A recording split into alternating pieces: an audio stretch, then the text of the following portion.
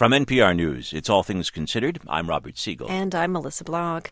One of the biggest problems facing Haiti is what to do with the tons of rubble from fallen buildings, an estimated 25 million cubic yards of debris.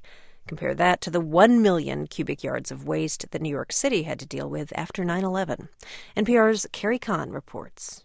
Haitian President René Préval likes to say it will take 1,000 dump trucks 1,000 days to get all the debris off the streets of Port-au-Prince.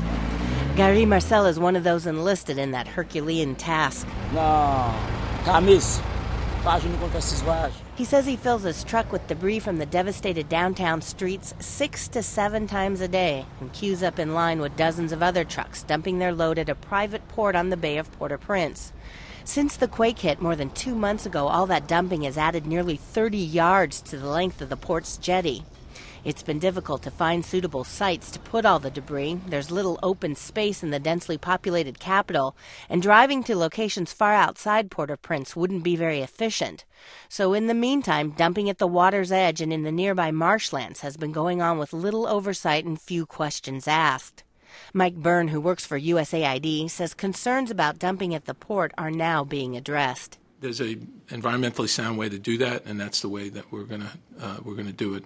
It's going to take us a little while to get that in place and so that it's done the right way, but we're confident that we'll be able to make it work. In fact, USAID just signed a $3.5 million contract with a South Florida firm to manage the debris site. Yuri Mevs, who is a co-owner of the private port, says in the chaotic weeks after the earthquake she was glad to help out.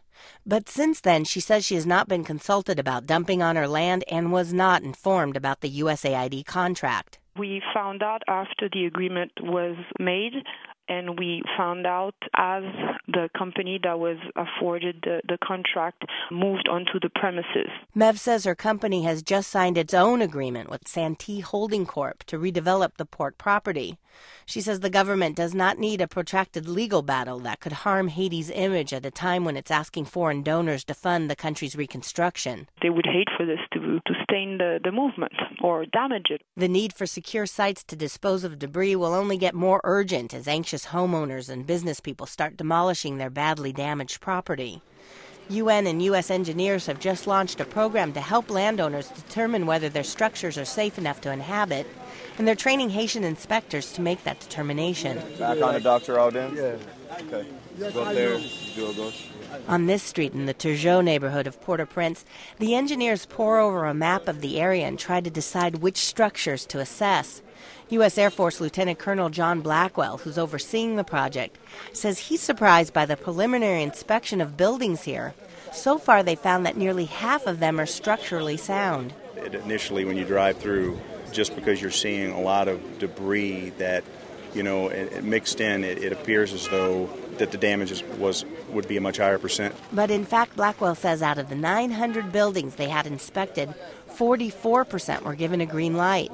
The engineers will give the structure a yellow tag if work is needed and a red tag if the building is unsafe.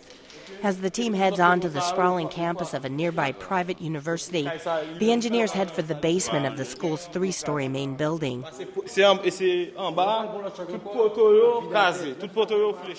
The engineer focuses in on the support columns. All have huge X-shaped cracks in them. Red, okay? Red. He shouts out, "Red, red." The huge building will get a red tag and will need to be totally demolished. Carrie Kahn, NPR News.